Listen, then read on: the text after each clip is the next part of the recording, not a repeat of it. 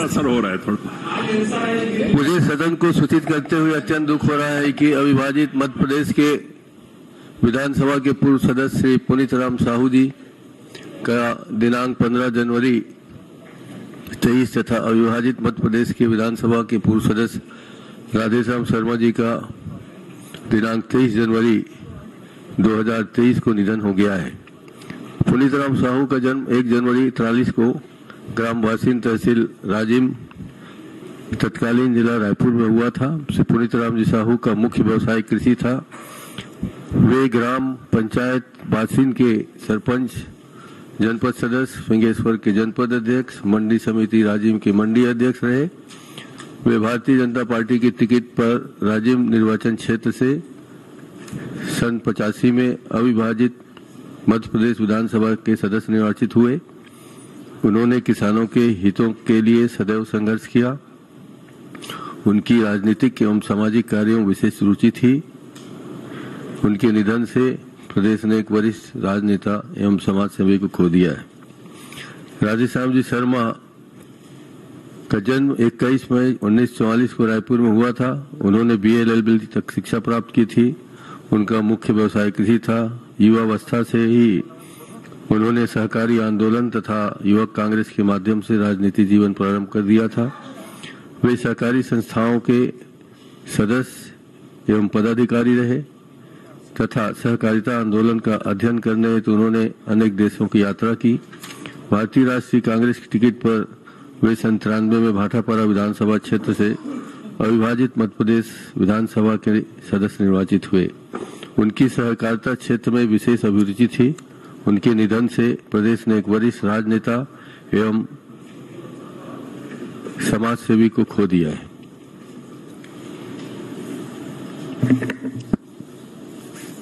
माननीय अध्यक्ष महोदय, किसान नेता और छत्तीसगढ़ के त्रिवेणी संगम क्षेत्र यानी राजिम के पूर्व विधायक पुनीत राम साहू जी का निधन 80 वर्ष की आयु में 16 जनवरी 2023 को हुआ।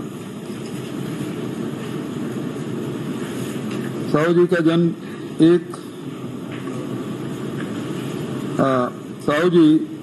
जन्म बासिन खपरी पारा कृषक परिवार में हुआ था। वे सादगी और जनसेवा के लिए जाने जाते थे। अध्यक्ष महोदय, साहू जी हमेशा गरीबों के लिए, मजदूरों के लिए काम करते रहे। 25 साल की उम्र में ही अपने गांव के जो खदान है उसमें मजदूर संघ के अध्यक्ष हैं। 1970 में सहकारिता सोसाइटी के अध्यक्ष बने। 75 से 80 तक के वो जनपद के फिंगेश्वर जनपद के अध्यक्ष के रूप में काम किया।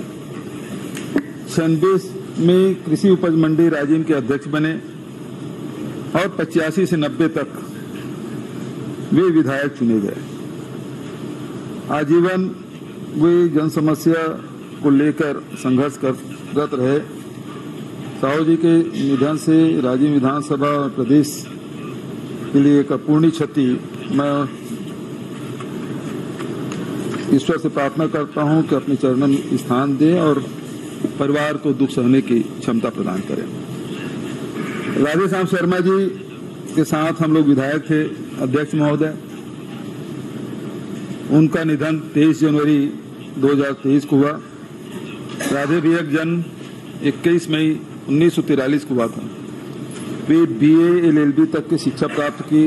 अध्यापकता के रूप में अपना कैरियर की शुरुआत की। सार्वजनिक जीवन में वो सक्रिय रहे। रायपुर जिला कांग्रेस कमेटी के अध्यक्ष के रूप में पार्टी की सेवाएं दी और 93 से लेकर 98 तक के विधानसभा में सदस्य रहे। भाटापारा विधानसभा मेरे बहुत मुखर व्यक्तित्व के धनी और बहुत बेलाग, बिना कोई लाग लपेट के वो हमेशा बात करते थे।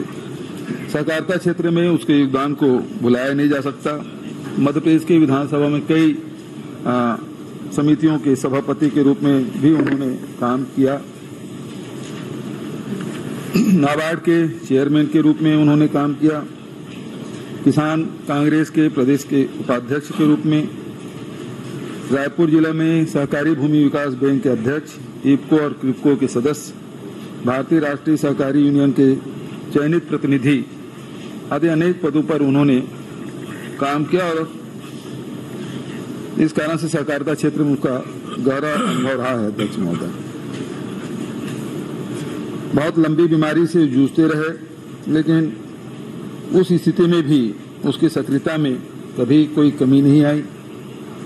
आम जनता से जुड़े हुए मुद्दों को लगातार उठाते रहे और भूतपूर्व विधायकों के भी वो संगठन को लेकर कई बार वो अध्यक्ष से और हम लोगों से मिलते रहे, उनकी समस्याओं को लेकर वो अवगत कराते रहे। उनके जाने से एक अपूर्णीय क्षति हुई है। अध्यक्ष महोदय, मैं दोनों सदस्य आदरणीय पुनीत राम साहू जी, आदरणीय राधे श्याम शर्मा जी को श्रद्धा सुमन अर्पित करता हूं। माननीय अध्यक्ष महोदय, आपने जिन दो पूर्व सदस्यों के निधन का उल्लेख किया, मैं आपकी भावनाओं से अपनी भावनाओं को और अपने दल की भावनाओं को समाहित करता हूं। आदरणीय अध्यक्ष जी, सम्मानीय पुनीत राम साहू जी, राजिम विधानसभा क्षेत्र से विधायक के रूप में उन्होंने प्रतिनिधित्व किया। एक जनसेवक के रूप में वो जाने जाते थे और उनकी पृष्ठभूमि कृषक परिवार से थी। मैं आपको बताना चाहता हूं माननीय अध्यक्ष जी कि पुनीत राम जी किसानों के आंदोलन को लेकर के, किसानों की समस्या को लेकर के वे सदैव सक्रिय रहे, जागरूक रहे और अनेकों बार उन्होंने किसानों के, मजदूरों के, सर्वहारा लोगों के, आम आदमी की समस्याओं को लेकर बड़े बड़े आंदोलन का नेतृत्व किया। वे सड़क से सदन तक लगातार आम आदमी की समस्या को उठाते रहे। मैं आपको यह भी जानकारी देना चाहता हूं कि बहुत कालखंड तक वो बिना चप्पल के चलते थे, वो चप्पल नहीं पहनते थे। उम्र के आखिरी पड़ाव में उन्होंने चप्पल पहनना शुरू किया। हम उन्हें अपनी विनम्र श्रद्धांजलि अर्पित करते हैं। सम्मानीय राधे श्याम शर्मा जी, जो 93 से लेकर 98 तक भाटापारा विधानसभा क्षेत्र का प्रतिनिधित्व करते थे और एक सहकारिता पुरुष के नाम से वो जाने जाते थे। सहकारिता के क्षेत्र में उन्होंने बहुत लंबे समय तक काम किया। सहकारिता आंदोलन की वो अग्रणी भूमिका वो निभाते थे और एक अच्छे जनप्रतिनिधि के रूप में उनकी ख्याति रही। हम पुनीत राम साहू जी को, राधे श्याम शर्मा जी को उनके असामयिक निधन पर अपनी विनम्र श्रद्धांजलि अर्पित करते हैं। ईश्वर से प्रार्थना करते हैं कि ईश्वर उनको अपने श्री चरणों में स्थान दे, उनके परिवारजनों को इस दुख को सहने की शक्ति ईश्वर प्रदान करे। हम अपनी गहरी शोक संवेदना व्यक्त करते हुए मैं अपनी ओर से, अपने दल की ओर से दोनों को अपनी विनम्र श्रद्धा सुमन अर्पित करता हूं। श्री रतन जी शर्मा। माननीय अध्यक्ष जी, सदन आज जो दो विभूतियों को श्रद्धांजलि अर्पित कर रहा है, दोनों मध्य प्रदेश विधानसभा के पूर्व विधायक रहे, पर दोनों के कार्य करने का ढंग बहुत अलग था। माननीय पुनीत राम साहू जी जितने सहज सरल, जैसा कि बताया गया, किसान पृष्ठभूमि से थे और जिस विधानसभा से वो आते थे वो विधानसभा क्षेत्र आदरणीय श्यामाचरण जी शुक्ल का क्षेत्र था। जिस क्षेत्र का प्रतिनिधित्व स्वयं मुख्यमंत्री करते हो, उस क्षेत्र में विपक्ष में रहते हुए जनपद अध्यक्ष बनना, मंडी का अध्यक्ष बनना, विधायक बनना एक बहुत बड़ी बात होती है। और ये सब कुछ उन्होंने प्राप्त किया अपनी सहजता, अपनी मेहनत के चलते, सरलता के चलते। उनकी स्थिति ये थी कि अभी 2 साल पहले मैं ब्रिजमोहन जी एक कार्यक्रम में गरिया बन गए, तो पुनीत राम जी को ब्रिजमोहन जी ने स्पेशल विशेष रूप से बुलाने के लिए भेजा, रास्ते में रुकते। तो पता चला कि पुनीत राम जी खेत में खातू खींचने गए, 78 साल की उम्र में, आखिरी तक सक्रिय रहे। और मजाक में एक बात बोलते थे, भले मुख्यमंत्री के क्षेत्र है मोर राजिम का और मोर जी अपने मोर गांव कांग्रेस कभी नहीं जीते, और वास्तव में बासिन उनके चलते हमेशा बीजेपी का गर्व रहा। और ऐसे सहज सरल व्यक्तित्व का जाना न सिर्फ राजिम क्षेत्र के लिए, पूरे देश के लिए, पूरे प्रदेश के लिए हानि है। माननीय राधे श्याम जी शर्मा एक दबंग व्यक्तित्व के धनी, 2 बार उनके आमने सामने चुनाव लड़ने का अवसर आया। एक बार मैं चुनाव जीता, एक बार हारा उनके सामने। सहकारिता के क्षेत्र में भी 3 बार हम लोग आमने सामने भाटापारा में टकराए। जैसा कि माननीय मुख्यमंत्री जी ने कहा कि वो बेबाक बोलते थे। मध्य प्रदेश विधानसभा के वो सदस्य थे, माननीय दिग्विजय सिंह मुख्यमंत्री थे। एक बार दिग्विजय सिंह जी के लिए सार्वजनिक रूप से उन्होंने कहा था, ये सरकार अली बाबा और 40 चोर की सरकार। माने अपनी पार्टी के खिलाफ भी अगर उनको कोई बात नहीं जची तो बहुत स्पष्ट रूप से कहते थे। दूसरी उनकी विशेषता यह थी कि चुनाव के दौरान जितना वाद विवाद हो, चुनाव के निपटने के तत्काल बाद बहुत सहज ढंग से पहल करके बातचीत शुरू करते थे। मैं एक चुनाव लड़ रहा था और स्थिति ये बनी तनावपूर्ण की, उन्होंने गुस्से से मेरे पर रिवॉल्वर निकाल दिया। पोलिंग थी उस दिन, पर जैसे ही 5 बजे मतदान खत्म हुआ और हमारी आमने सामने भेंट हुई तो मेरे को चाय पीने के लिए साथ बैठा दिया। हो गया, चुनाव निपट गया, विवाद खत्म हो गया। सहकारिता के चुनाव के दौरान एक बार काफी मारपीट भी हम लोगों के बीच हुई, पर जैसे ही चुनाव निपटा उसके बाद सारे केसों को हम लोगों ने बैठ कर हल किया। माने स्थिति यह थी कि चुनाव के दौरान जो हो, चुनाव के बाद मन में वो कोई बात नहीं रखते थे और चुनाव गई, चुनाव की बात गई, भाव के बन रहते थे। और दबंग व्यक्तित्व था, क्षेत्र के लिए लड़ाई लड़ते थे, विकास के लिए, और बहुत से काम उन्होंने भाटापारा विधानसभा क्षेत्र में विकास के कराए हैं। माननीय अकबर साहब के तो परम मित्र थे वो। मैं उन्हें अपनी श्रद्धांजलि देता हूं।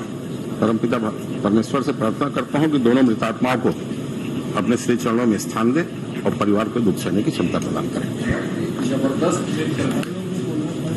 कोई बोलना नहीं चाहते तो मैं क्या बोलूं?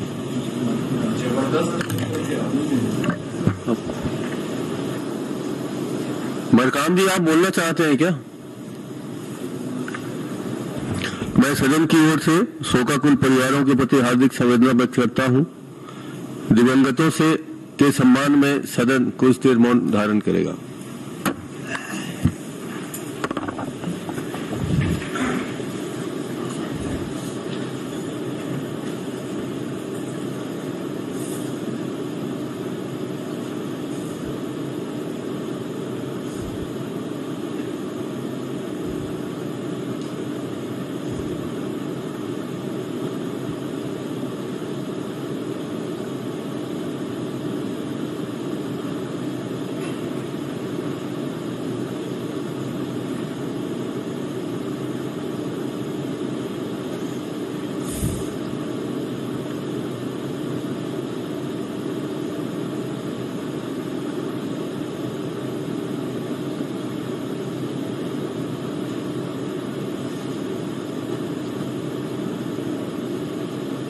मैं ये चाहती हूँ कि जितने भी नल जल के तहत टंकी बनी है और पाइपलाइन बिछाने का काम जो किया गया है, वो हर गांव में उसके जाने आने के सड़क को बहुत खोद दिया गया है, उसको कंप्लीट नहीं किया गया है, जिसके कारण अधिकांश बच्चे गिर जा रहे हैं, साइकिल वाले भी गिर जा रहे हैं।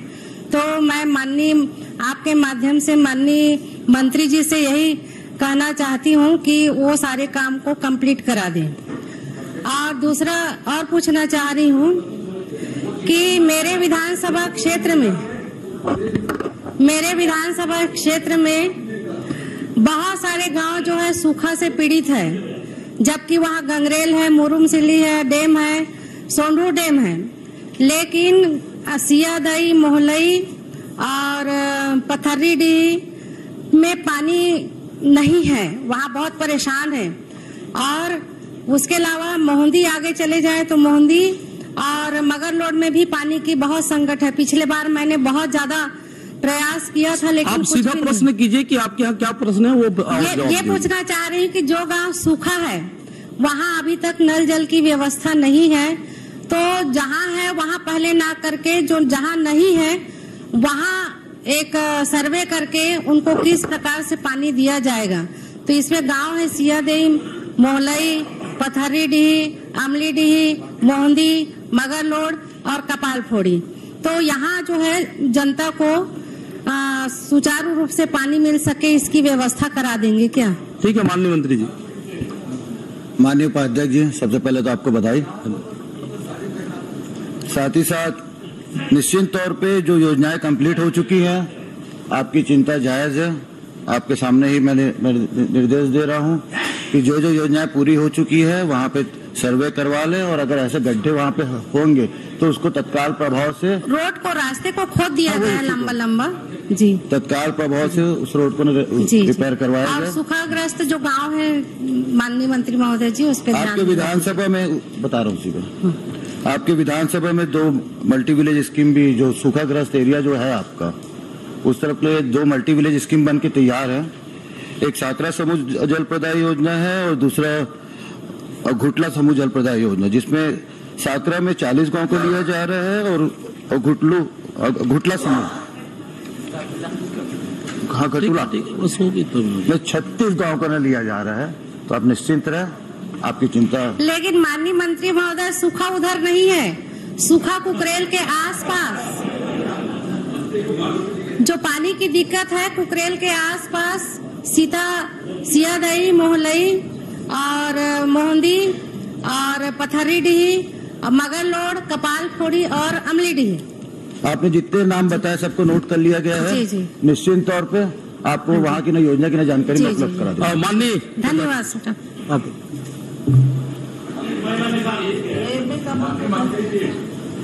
मेरे जिले का प्रश्न है। आपने विधानसभा पहले दिन से ही दादी, पहले प्रश्न से ही ये आपने जो पूर्ण बताया है, वो जितना नहीं जानते उतना मैं जानता हूं। ये मोहंदी, भोथीडी, राकाडी को आपने पूर्ण बताया। पूर्ण से आपका क्या अभिप्राय है? पहले तो यह बता दीजिए, फिर उसके बाद एक छोटा सा और प्रश्न कर लूंगा।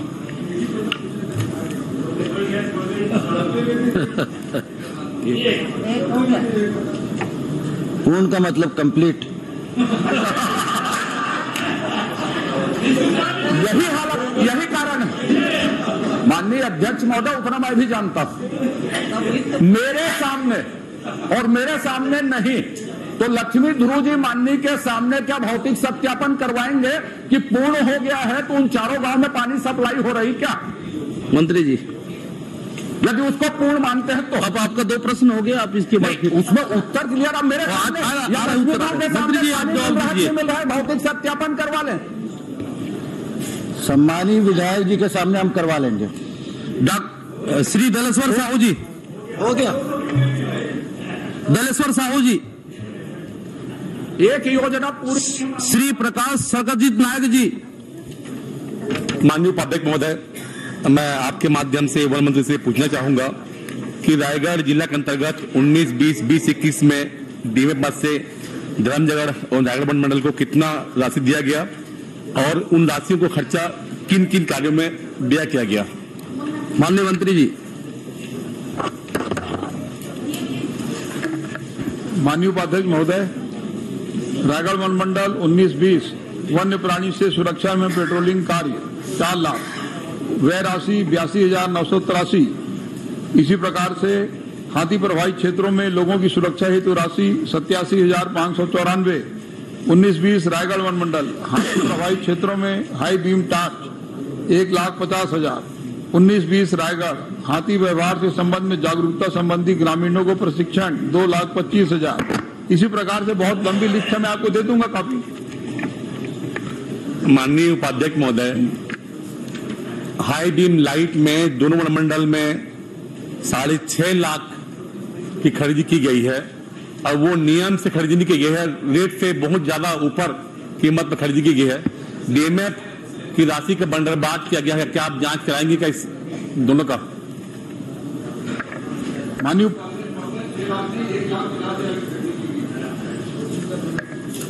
उपाध्यक्ष महोदय, 6 लाख का खरीदी किया गया है और हाथी मित्र दल को भी 6 लाख दिया गया है।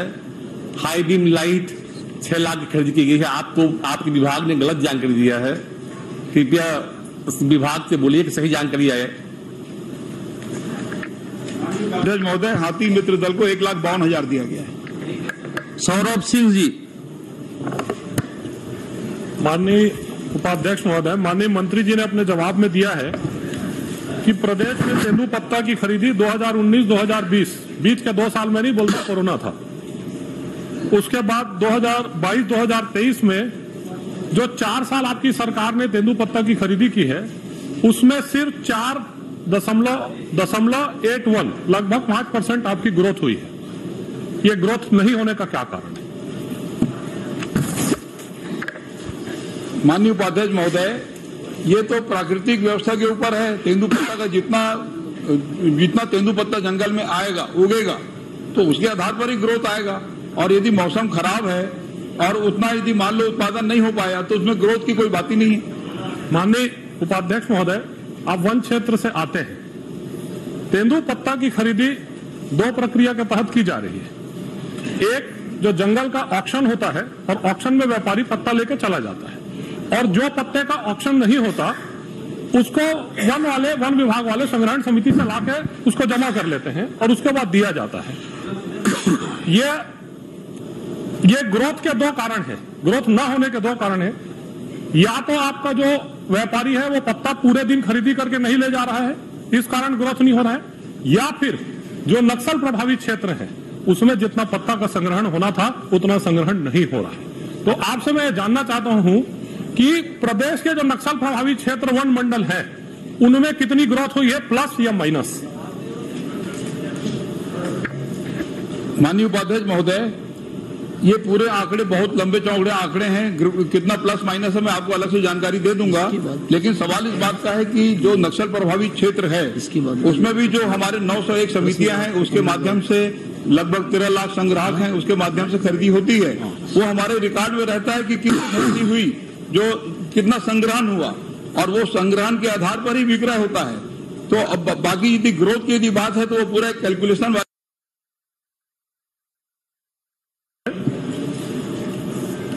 माननीय मंत्री जी ने अपने जवाब में कहा है कि लघु वनोपज संघ में 1 रुपए का कमीशन लेकर लघु वनोपज संघ कार्य करती है।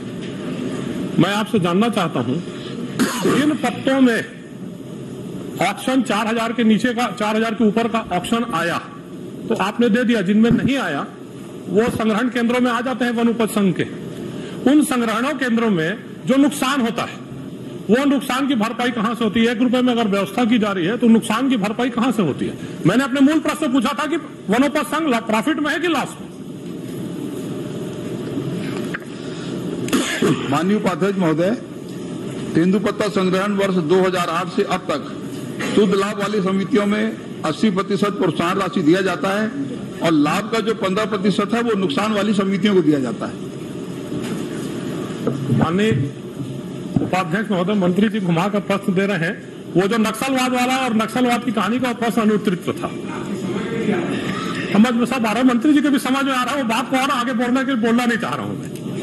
माननीय अध्यक्ष महोदय, गवर्नर एड्रेस में एक बात आई है, 13 लाख संग्राहकों को प्रति वर्ष 250 करोड़ रुपया अतिरिक्त आय हो रही है। तो 4 साल की आपने खरीदी की, कम भी हुई खरीदी, उसको मैं नहीं बोल रहा, उसके हिसाब से 1000 करोड़ होना चाहिए, प्रति वर्ष होना चाहिए। तो प्रति वर्ष आपने जो 37% बढ़ाया, 2500 से 4000 किया, तो 37% बढ़ा, तो ये प्रति वर्ष 200 करोड़ होगा कि 250 करोड़ होगा? माननीय उपाध्यक्ष महोदय, मैं आपको पूरे सिस्टम की जानकारी दे देता हूं। तेंदुपत्ता खरीदी में संग्रहण के बाद विक्रय और ये दोनों का अंतर का जो लाभ होता है उसके बारे में जो वितरण की व्यवस्था है उसके बारे में जानकारी दे देता हूं। शुद्ध लाभ वाली समितियों में 80% प्रोत्साहन पारिश्रमिक के रूप में देना है। लाभ का 15% संग्राहक समितियों को अराष्ट्रीय वनोपज के क्रय, विक्रय, भंडारण, प्रसंस्करण, लाख पालन, उत्पादन, प्रसंस्करण एवं मूल्यवर्धन तथा लाख पालन हेतु उपयोग, और उसके बाद क्षेत्रीय एवं केंद्रीय स्तर पर प्रसंस्करण केंद्रों की स्थापना, संचालन, भंडारण, अनुसंधान, विस्तार, विपणन तथा इन प्रयोजनों हेतु अधोसंरचनाओं का निर्माण, मानव संसाधन के नियोजन हेतु तेंदुपत्ता व्यापार से प्राप्त शुद्ध आय में से 15% राशि का उपयोग किया जाए। छत्तीसगढ़ राज्य लघु वनोपज संघ द्वारा स्वयं अथवा जिला यूनियन के माध्यम से यह कार्य संपादित किया जाए और लाभ की 5% समितियों के घाटे की अस्थायी प्रतिपूर्ति हेतु प्रक्रमण निधि के रूप में सब मुख्यालय में सुरक्षित रहती है। माननीय आपको पर्याप्त समय हो गया। माननीय पता खोज अंतिम प्रश्न, एक समिति का लाभ समय है क्या? एक समिति का लाभ दूसरी समिति को दिया जा सकता है? माननीय अध्यक्ष महोदय, ये व्यवस्था है जो घाटे की समिति है, लाभ वाली समिति को तो पारिश्रमिक प्रोत्साहन दे दिया जाता है, लेकिन 15%, 5% जो राशि है वो घाटे की समितियों को दिया जाता है। ये व्यवस्था चली आ रही है। श्री रजनीश कुमार सिंह जी। जी उपाध्यक्ष महोदय, समय बिल्कुल डायरेक्ट प्रश्न कीजिए। हाँ जी डायरेक्ट प्रश्न कर रहा हूँ। आपको बहुत बधाई, धन्यवाद। मैं जल जीवन मिशन के अंतर्गत बिलासपुर संभाग का जानकारी माननीय मंत्री जी से चाहा था। मैं माननीय मंत्री जी से जानना चाहूंगा, उन्होंने स्वीकार किया है। मैं सिर्फ बिलासपुर जिला का ही ले लेता हूँ। बिलासपुर जिला में लगभग 303 काम चल रहे हैं, उसमें 93 काम अपूर्ण है 2021 से लेकर, जिनका कार्य जो था समाप्त हो चुका है। किसी के 1 साल, किसी के 6 महीना ऊपर हो चुका है। किन किन स्थानों पर गहराई में कमी पाई गई, ठेकेदार कौन था, पाइप की कमी पाई गई और भुगतान किया गया है तो क्या उससे अधिक का भुगतान किया गया है, अधिकारी कौन है, ये जानकारी आपसे चाह रहा हूँ। प्रश्नकाल समाप्त। प्रश्नकाल ठीक है, 10 मिनट बाद 10 मिनट है अभी। और माननीय उपाध्यक्ष, चलिए, अभी 15 मिनट का बस समय मैं इसलिए कर दो 10 मिनट पहले करवा दे। 12 होना भी टाइम है। चलो आप 10 मिनट बाकी।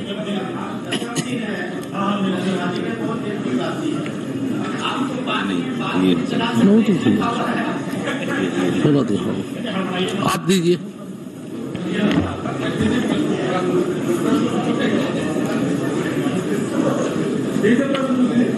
पूछ लीजिए, एक प्रश्न पूछ लीजिए। मैं उपाध्यक्ष महोदय माननीय मंत्री जी से प्रश्न किया था कि सिर्फ बिलासपुर जिला संभाग का तो अभी बात नहीं करूंगा, प्रदेश का नहीं करूंगा। बिलासपुर जिला में 303 काम आपने दिखाया है और उसमें से 2021 से जो शुरू हुआ है लगभग 93 काम अपूर्ण है। आपने स्वीकार किया है कि जांच करवाई गई है और जांच में कमी पाई गई है। तो किन किन स्थानों में गहराई में कमी पाई गई है, पाइप के जो क्वालिटी है उसमें कमी पाई गई है, इसके ठेकेदार कौन है और इनको भुगतान करने वाले अधिकारी कौन है, बताइए मंत्री जी। सम्माननीय उपाध्यक्ष,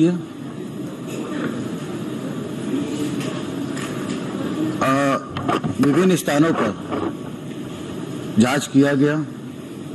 उस जांच के आधार पर जहां जहां गलतियां या फिर कमियां पाई गई, तत्कालीन ई को सस्पेंड करते हुए कार्रवाई भी हमने किया।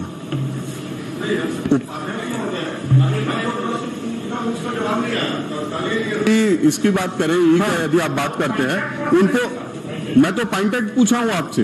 देखिए मंत्री जी, और उनको बहुत ज्यादा दिन हुआ नहीं था आए हुए, वो 2021 से पदस्थ नहीं थे। इसमें मैं बहुत पॉइंटेड प्रश्न कर रहा हूं। बताइए मंत्री जी। कार्रवाई होने के बाद उपाध्यक्ष जी फिर बचा क्या है? उपाध्यक्ष महोदय, इसमें आप माननीय मंत्री जी कोई जवाब ही नहीं आ रहा है। अगर आपका की शिकायत है तो मैंने आपने मूल प्रश्न के कारण दीजिए। माननीय उपाध्यक्ष महोदय, मैंने ये पूछा है कि किन किन स्थानों पर गहराई में कमी पाई गई, पाइप की क्वालिटी में कमी पाई गई। बिलासपुर जिले का ही पूछ रहा हूं मैं, पूरा संभाग का तो बहुत बड़ा सूची है और 92 काम अभी अधूरे हैं और उसमें भुगतान हो चुका है। तो ऐसी चीजों को मैं आपसे जानकारी चाह रहा हूं। पॉइंटेड है, बहुत पॉइंटेड प्रश्न मंत्री जी, पॉइंटेड प्रश्न उनका भी पूछिए। हाँ, उनका उत्तर आज दीजिए मंत्री जी से। मैं फिर वही कहूंगा उपाध्यक्ष जी, जब कार्रवाई हो गई है। चलिए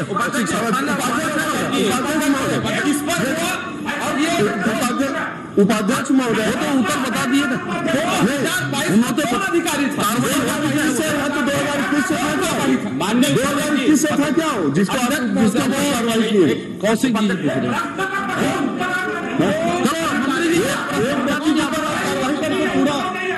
नहीं, चलिए आ रहा है प्रश्न, उत्तर आपके प्रश्न का उत्तर आ रहा है। उपाध्यक्ष जी, माननीय मंत्री जी ने कहा कि हमने निलंबित कर दिया। जी, निलंबन ही पर्याप्त कार्रवाई नहीं होती। मैं माननीय मंत्री से पूछना चाहता हूं कि गहराई कम पाई गई, गुणवत्ता में कमी पाई गई, तो निलंबन के साथ साथ उसके खिलाफ FIR करेंगे क्या? भुगतान भी कर दिया क्या? संबंधित अधिकारी के खिलाफ देखिए, अगर इसके खिलाफ अगर है तो भी देख लीजिए। एक अधिकारी की कार्रवाई 4 महीना हुआ था 2021 से। बताइए मंत्री जी। उपाध्यक्ष महोदय, आने दो ना प्रश्न को आने एक अधिकारी के ऊपर आपने कार्रवाई किया है। एक प्रश्न मैं भी चाह रहा हूँ। 6 महीना आया हुआ था माननीय उपाध्यक्ष महोदय। आने दो ना भी आने ये है ना, नहीं है ना ये, हाँ इसकी बात ये है ना, ये माननीय आ रहे कराएंगे क्या? आप ये बताइए कि उसमें कार्रवाई हुई है कि आप FIR कराएंगे क्या? उनकी मांग है उसको बता दीजिए आप। वही तो मैं बता रहा हूँ, जब मैं अधिकारी को सस्पेंड कर दिया हूँ, आगे भी जांच विस्तार से चल रही है, क्योंकि वहाँ पे प्रमाणित होने दीजिए जांच।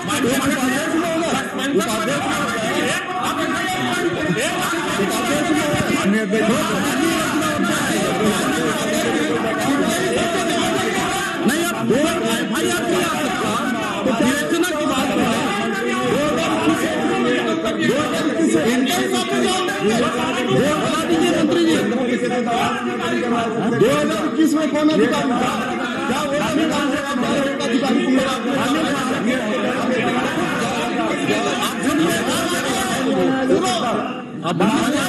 सभापति महोदय, माननीय उपाध्यक्ष नेताजी, जल जीवन मिशन का विषय बहुत गंभीर विषय है, और जिस प्रकार से माननीय सदस्य ने बहुत पॉइंटेड प्रश्न किया और मंत्री जी जिस तरीके से घुमा के उत्तर दे रहे हैं,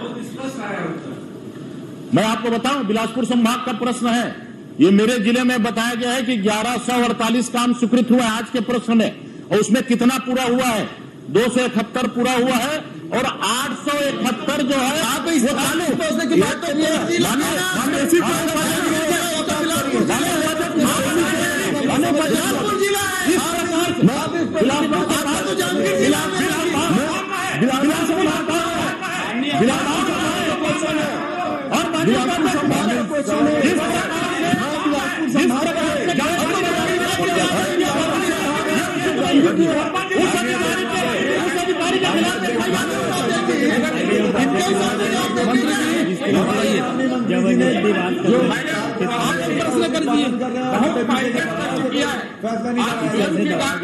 किसी भी मान्यता में कमी पाई गई, शर्मा जी गहराई में कमी गई, पूछने जाए आप निलंबन के साथ साथ FIR कराएंगे क्या? बता दीजिए। उसमें उपाध्यक्ष महोदय, मैंने पॉइंटेड जवाब तो मैंने दिया है उसमें। पढ़िए ना, एक मिनट। जल जीवन मिशन सिर्फ हल्ला करना की महत्वपूर्ण योजना है। छत्तीसगढ़ में ये चारागाह बन गया है, इसका भ्रष्टाचार का अड्डा बन गया है पूरे।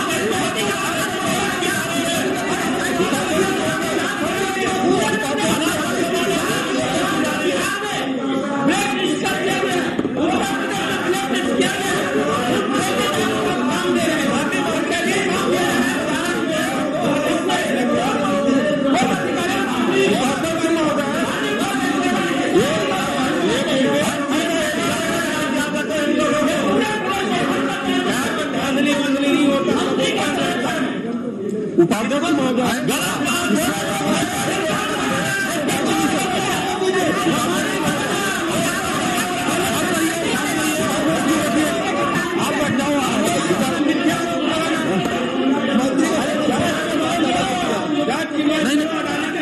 वो करवा देंगे, सब हो जाएगा।